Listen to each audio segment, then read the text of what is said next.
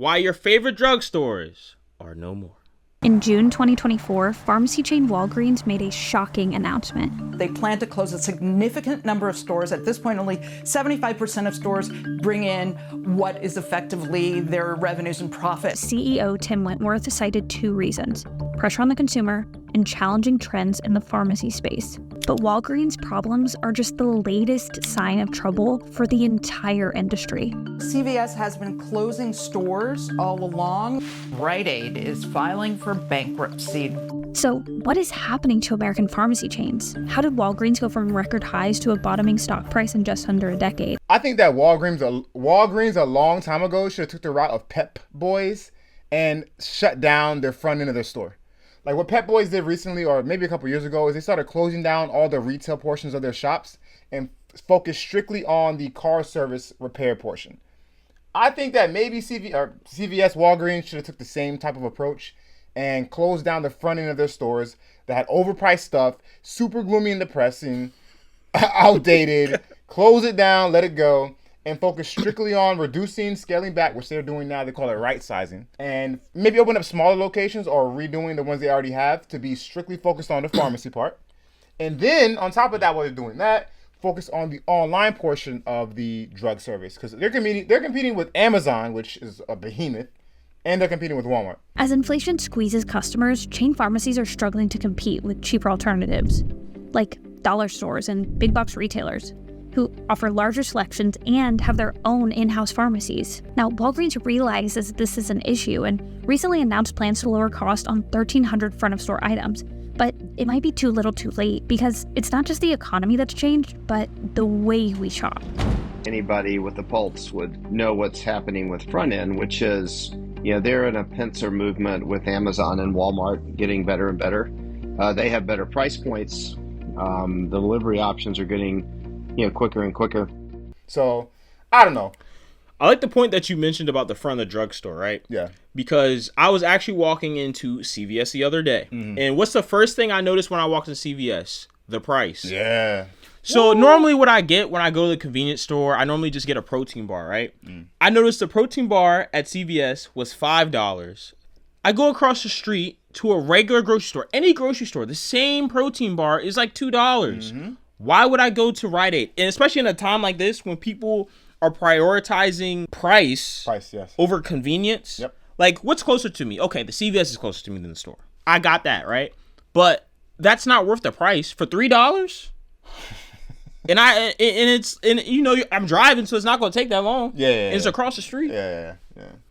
That's a good point, because again, Walmart has a pharmacy now. Yeah. Now they've had pharmacy for a long time, but the point is, why would I go pay, like you just said, $5 for a protein bar, $30 for some Robitussin? Oh my gosh! Versus going to Walmart, getting the same prescription and picking up the Robitussin and a protein bar. The worst thing is that we're not even exaggerating. Like their prices are really like, even the people that work here are like, I wouldn't buy it here. That's true. Like when I see some of these people that work there and they go on they break, they go across the street and they come back with a bag. Yeah.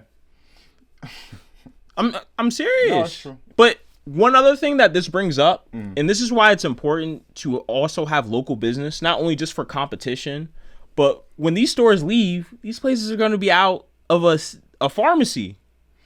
Okay, yeah, you're talking about what they talked about called not food desert. That's another term. You're talking about pharmacy desert, right? Yeah, same idea. Pharmacy closure can be detrimental, especially in areas where access is already an issue, creating something called pharmacy desert, or a place with low geographic access to pharmacies. According to the National Institutes of Health, approximately 15.8 million Americans live in a pharmacy desert, with the majority being in urban areas. Pharmacy closures predominantly affect low-income urban areas, where the majority of people are on Medicare or Medicaid, plans with lower reimbursement rates compared to private insurers. If that is really a right sizing, they would be closing in the neighborhoods that have the most pharmacies, not the neighborhoods, the counties, including in rural areas, that have fewer pharmacies on average. But no, I'm actually talking about something that I actually watched in a prior video. What's that? It actually talked about how you had these drugstores, these local pharmacies that were mom and pop pharmacies that were all around, that weren't as incentivized as CVS and some of these other stores. Because let's be honest, when you go to CVS, you go to Walgreens, they're incentivized to sell certain products to you, all that kind of stuff. Now, on the consumer level, there's been an unlikely trend emerging out of these pharmacy closures, a resurgence of independent pharmacies. In New York City, less than 1% of the population now lives in a pharmacy desert, a city where, as of 2023, only 15% of pharmacies were chains, meaning the mom-and-pop businesses that were run out by the chain pharmacies could be the solution when those same chains leave. So these mom-and-pop stores were, they probably like, 2 or 3 stores. There wasn't a whole lot, but they were there. But what happened is, like, you had these big chain stores that were coming there, slash the price down even more, get rid of these stores, and then what happens? 10, maybe 20 years later, they move out, and now it's like, you're done. And on top of it, when these big chain stores get rid of all the local stores, then they shoot up the price. Yeah. It's not like the price shoots up overnight. Yeah. It shoots up when they're the only one there. Yeah, I mean, listen, this is business, right? And I don't say that to say that I agree with what they're doing. I'm just saying in their mind, they're here to make a profit. They came in, they got rid of the little guy. Yeah. And now they took over. And now they're struggling. They're about to move or leave. And they're going to leave people that live there out of luck. I feel bad for those people. At the same time, I feel bad for those people. It's not their fault. Like the video said, a lot of them are like Medicaid or Medicare. They are not. Older people, yeah. Lower income people, yeah. In the video, it's talked about shrinkage. Another frequent pain point for retailers, shrinkage, or loss of merchandise, often due to damage or theft. In an interview with the Wall Street Journal, CEO Tim Wentworth cited high theft locations as a factor in determining which stores would be closing. Store experience has deteriorated with employee cutbacks and with shoplifting in some locations, as you know, locking the Gillette razors behind the case. The problem is anti-theft measures aren't popular, as locking necessities behind glass cases doesn't just deter thieves, but it drives away paying customers.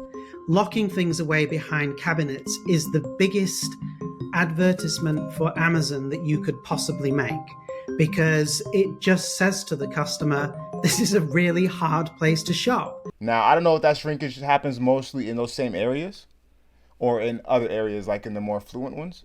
I'm going to assume that it happens in the lower income areas, which is a double whammy. Because not only are they getting less reimbursement from the insurance companies, they're also getting their stuff stolen from the stores. So then why would they want to stay there? So all around, it's just bad. Yeah. It's just bad. But I mean, we all know where the theft comes in. That's more of a policy within that state or within that area. Oh yeah. Because I know California, they had the if it's under $1,000, and then you had people cleaning out shelves, walking there, no mask on, just on their lunch break. Yeah, I'm gonna take some of this. Walking out. You don't know how disrespectful that is. Super disrespectful. You think about it. You don't even care enough to wear a mask. That I know. That's like a giant FU to the business. It's like, I don't even care.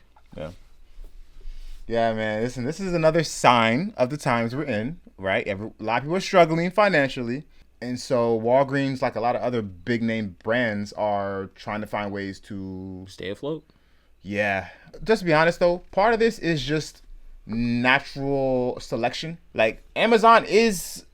I know what you're saying. It's just part of that wave. So it's kind of like what happened to Blockbuster. Yeah. They didn't innovate. Yeah. Netflix took over, and now Netflix is big dog. And Blockbuster's gone. But here's the thing, but Netflix has always continued to innovate, because what did Netflix do? Now they did streaming. I remember when they just did, my mom used to just do the DVDs with Netflix. And then they did streaming, and then they blew up even more. Exactly. So, by the way, this is for like some of you nerds out there, I guess. Sometimes I wonder, like, what do CEOs really do that are getting paid these millions of dollars for these large corporations? But a lot of times they're all about strategy, like a lot of them, right? Yeah. And the CEOs they've had for Walgreens, CVS, or whatever the last 10, 15 years have not done their job because they have not innovated. I get depressed when I walk in those stores. They're just dimly lit. Seriously, they're dimly lit, overpriced, gray, almost like just...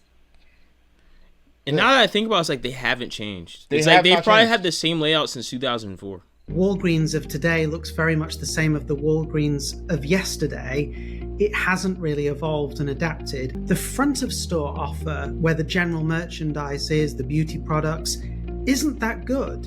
It often doesn't look very good. The brands that they have aren't very interesting. The prices are often much higher than other destinations. And a lot of people will think, well, yes, I'm here, but why bother paying over the odds? every couple of years I hear, here's our new plan for the front end. And it's always some new gimmick and then that doesn't work, and then they don't talk about it anymore.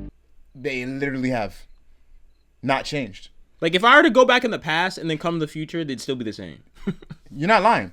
There's even a Rite Aid. It's no longer Rite Aid. There was a Rite Aid that used to be close by, and it looked a certain way. Walgreens moved into that same spot. It's the same store. It's just a different sign. Like, they didn't change anything. So, like I said, they're gonna be dinosaurs soon. It is what it is. Yeah. We have Walmart. We have Amazon.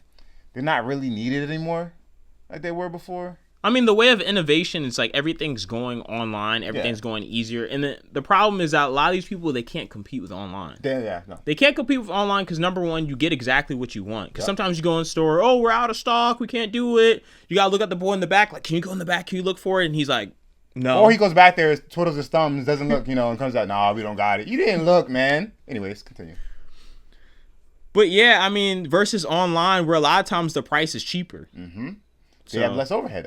Obviously, there's no light bill to pay for. The warehouses, but you get the point. So, yeah, it just might be that time. All right, guys. So this has been Bad Decisions. Don't forget to like, comment, and subscribe, and let us know which one of your businesses are going out of business.